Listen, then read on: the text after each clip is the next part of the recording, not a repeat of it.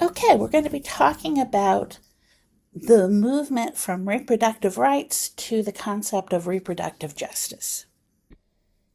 So, starting in the 1950s, 1960s, and into the 70s, there's this great deal of concern with what they call the population bomb.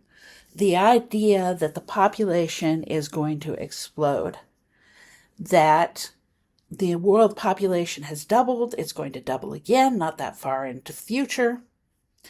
And so it's critically important to try to restrict that population.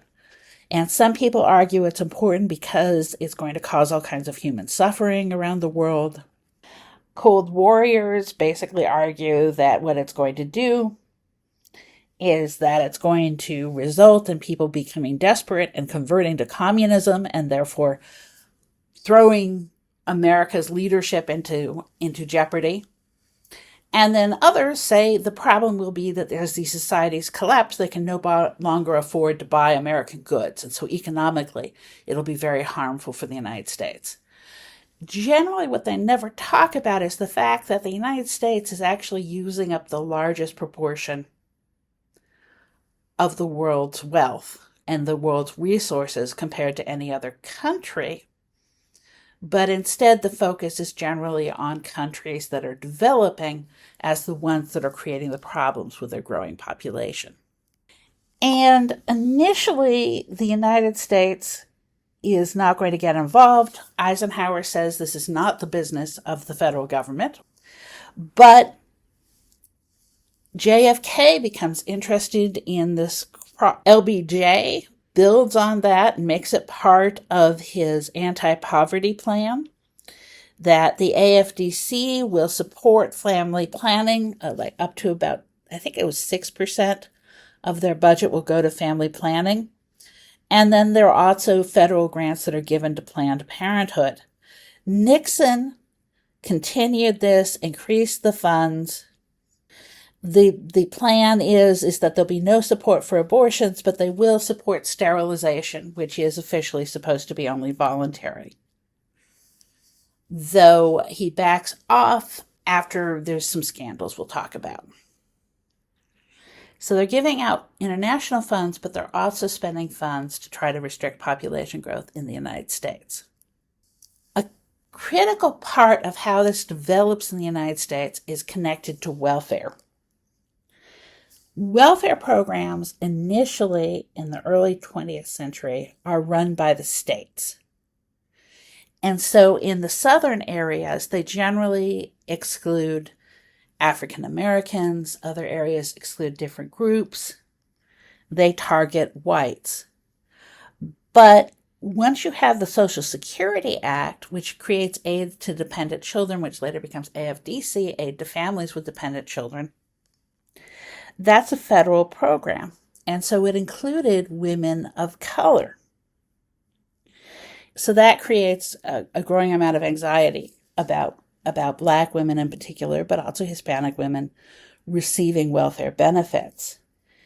In addition to that, between the Agricultural Adjustment Act and the growing mechanization of cotton growing, there is less and less need for large amounts of Black labor in the South. There had always been this whole focus on keeping the labor there. Well, they need less of it for farming. And so it sort of seems to open up a way of thinking that there should be population control for various reasons. So, for example, North Carolina and Virginia, which have very active eugenic sterilization programs, start increasingly shifting their targets from young white women to Black women instead, and Black men in some cases. By the mid-1950s, minority women and unwed women are really dominating the AFDC roles.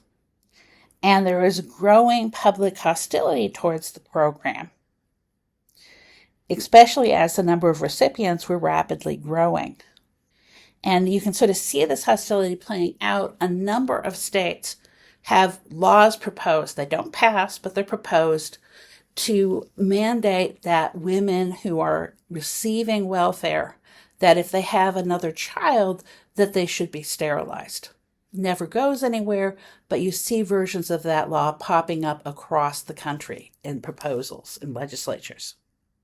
So you have a variety of government programs, and some of the outright programs. North Carolina's eugenic program, 1929 to 1974, initially, like the other eugenic programs, it targets poor whites, but as time goes on, that changes, and by 74, they've sterilized 7,600 women, and some men, mostly Black and Indian women. The Indian Health Service, between 1973 and 1976, basically goes on a binge and decides to start sterilizing Native American women, over 3,000 of them, some of them under 20. And that's just in a 3-year period. So 1,000 a year. Puerto Rico, between the 1930s and 1970s, about 37% of Puerto Rican women are sterilized. So you have these programs that are having a huge impact on people's lives. And then in addition to that, there's what I'm calling rogue sterilization efforts. So it's not an official program so much, but it's happening. So for example, welfare offices will threaten women and their daughters that they have to get sterilized or they will stop receiving welfare benefits. Judges who are sentencing people might require sterilization, or at least threaten to require sterilization. Hospitals increasingly would pressure women during labor, trying to convince them to be sterilized just after giving birth, so they will not have any more children. And this is targeted towards Hispanic women, Black women in general, though I actually had a friend in high school whose mother was dark-haired, dark-eyed.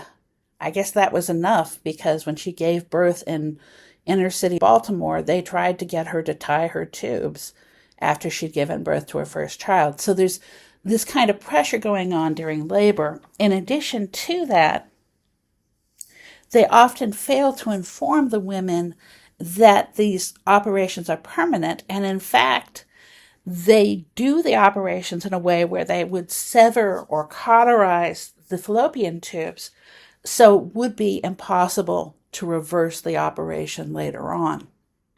Private physicians would sometimes sterilize women just as an addition to operations that they're doing. That's what happened to Fannie Lou Hamer. She went in for an operation. She came out sterilized.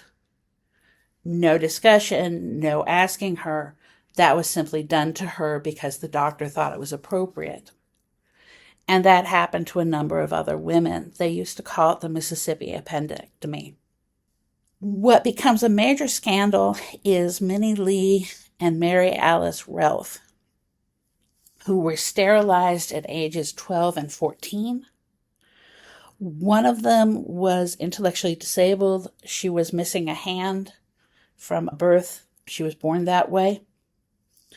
There is absolutely no evidence that either one of them was sexually active or about to become sexually active, but the social workers basically said boys were coming around and they assumed that they would become sexually active basically because they were Black.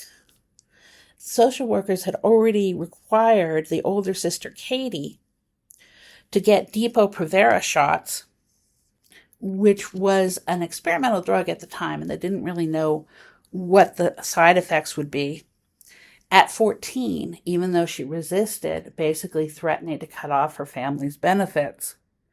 Then they gave Minnie Lee and Mary Alice the Depo-Provera shot as well at 10 years old and 12 years old. When they end up terminating the Depo-Provera program for the moment, they decide they have to do something else and that they're going to have the girls sterilized. They misinform the mother. It's not quite clear what they tell her.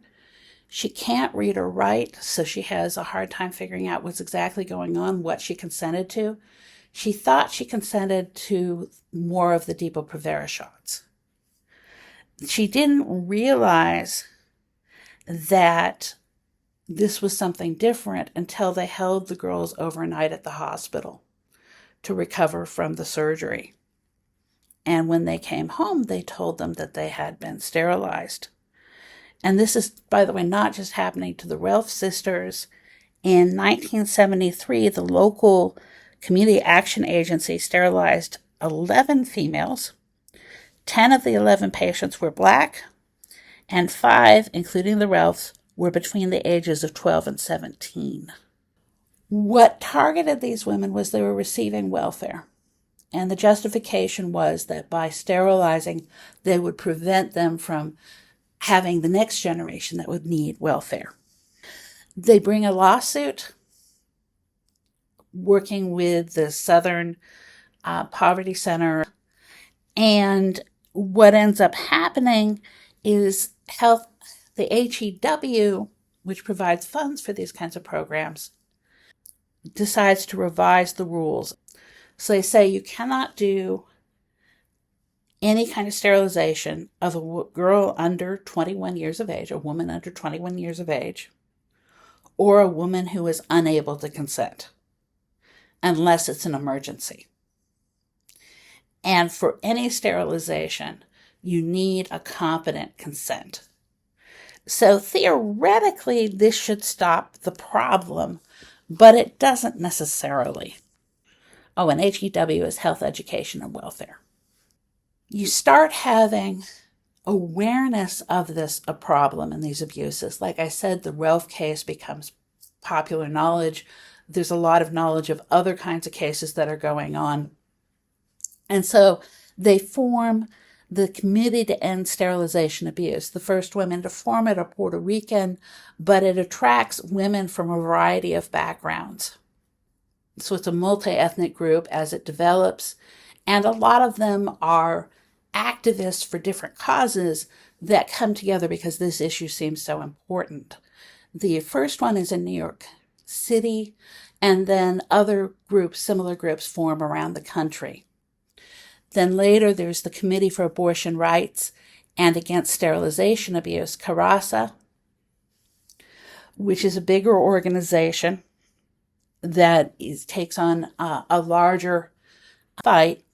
What they're fighting for is better regulations to prevent sterilization abuse, like what happened to the Relf sisters. But there's actually a fair amount of protests. They're trying to say, for example, there has to be a waiting period before you can sterilize a woman, various other kinds of protections. But that actually angers a lot of physicians and family planners, not surprisingly, but also a number of liberal feminists, because at this point in time, sterilization is seen as a very effective form of birth control for women who want to be sterilized. And in fact, they're fighting with doctors because doctors would refuse to sterilize white women unless they're a certain age, or unless they've already had children, or unless their husband consent.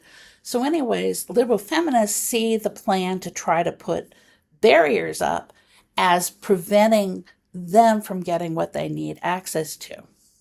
All of this helps encourage genocidal fears among the Black Panthers, among the Nation of Islam, that birth control, contraception, the pill, is just part of a goal to try to basically wipe out Black people.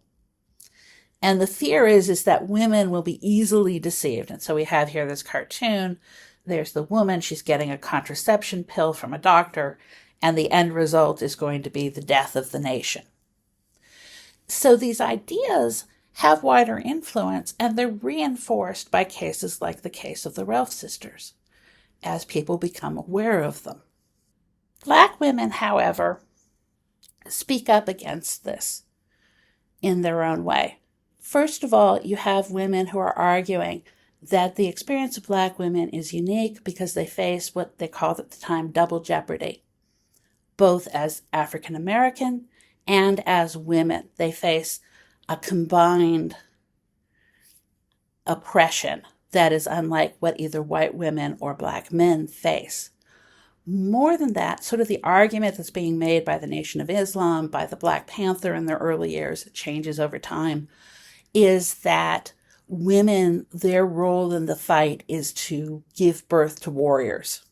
And a lot of Black women say, look, we are warriors too. We're not just mothers of warriors. We should be taken seriously as part of this battle for racial justice. What they begin to demand is a complete set of reproductive rights.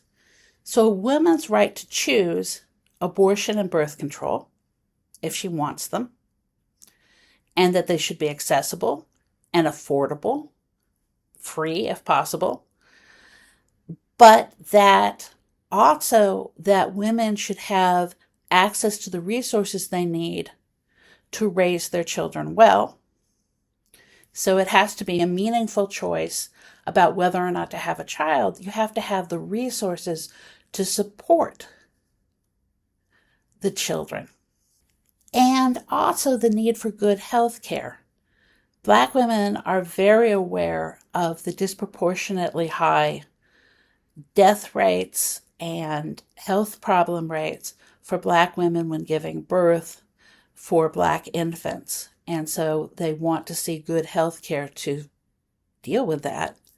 And then finally, of course, the end of sterilization abuse. And so for them, all of these things come together. They're not separate issues. In the 1980s, you see a beginning of Black women becoming involved in women's health activism.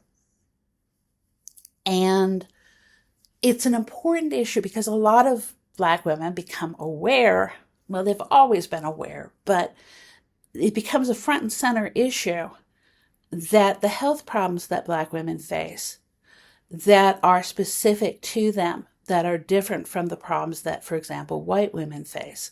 So they have the first National Conference of Black Women's Health Issues in 1983. They found the National Black Women's Health Project, which is sort of an overall organization, and then there's lots of little centers across the country, little projects. And so, for example, the Center for Black Women's Wellness in Atlanta, which gets started in 1988, is one of the projects that spins off of the National Black Women's Health Project. And one of the issues they become very aware of is the dangers that Black women face in childbirth and pregnancy.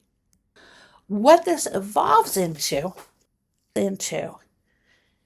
is this new concept that Sister Song, which is one of the organizations, Black women's organizations, calls reproductive justice. And this is for all women of color. And the idea is that you need to have personal bodily autonomy, the ability to choose for yourself whether or not you're going to use birth control, whether or not you're going to have an abortion, what will happen with your body is up to you. That women should have the choice whether to choose to bear children or not. It should be fully up to them. That women should be able to parent children in safe, sustainable communities. And that finally, in order for that to be possible, they need to have solutions to environmental injustice. In other words, the very high rates of pollution in the neighborhoods of Black people and people of color in general. Housing insecurity, the fact that people do not have steady forms of housing that they can afford. And finally, the economic inequality in the United States based on race. So you have this sort of movement starting with these population control and welfare fears and the forced sterilization programs. But out of that, Black women evolve this new approach to reproduction and reproductive rights that evolves into reproductive justice. And here's some books: Fit to be Tied by Rebecca Kluchin, Molly Ladd Taylor, Fixing the Poor, Elaine Tyler May, America and the Pill, which talks a lot about the fears of population explosion, and Jennifer Nelson, Women of Color in the Reproductive Rights Movement. I also used a number of articles from the New York